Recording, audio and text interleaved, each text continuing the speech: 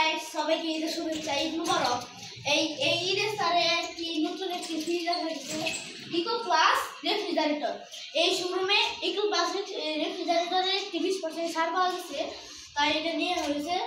আর এই যে এই লকটা 3 সেকেন্ড ধরে রাখতে হবে। আনলক মোড আছে দুইটি, এআই এবং এটা। যে ফ্রাইড আছে 4, 5, 3 এমনি আছে।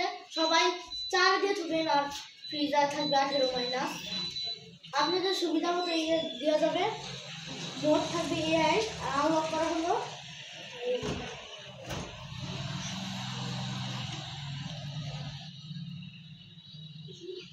আসলে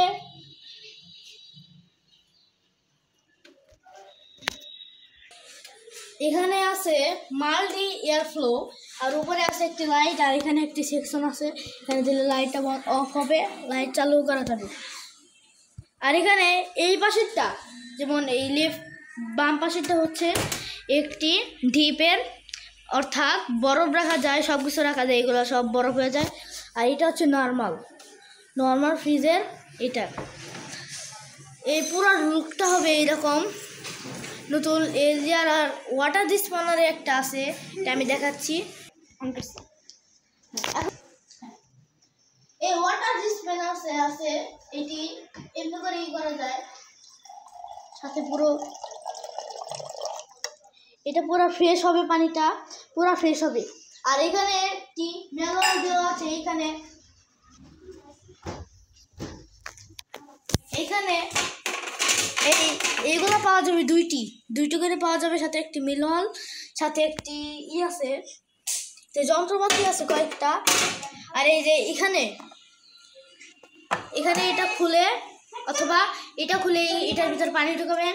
সাথে এটা যেন অনেক জাতা দিয়ে হয়, জাতা না দিলে ভিতর দিয়ে পানি বেরোবে না। আর এটা হচ্ছে একটি ফ্রেশ ওয়াটার ডিসপেন্সার। এই অ্যান্টি ব্যাকটেরিয়া পাইরিফিতে এখানে চাপ দিলে সব ব্যাকটেরিয়াটা পুরো একসাথে থাকবে। আর এইখানে থাকলে সব শাক সবজি ফলমূল সব একদম ঠিক থাকবে, ফ্রেশ থাকবে। তো আমি এই রেফ্রিজারেটরের রিভিউটা নিয়ে ভাবলাম যে আমি তেমন একটি ছোট ব্লগার, আর আমি জীবনে কোনোদিন ব্লগ করিনি, কিন্তু একবার করছিলাম। কিন্তু আমার সব ব্লগ একদম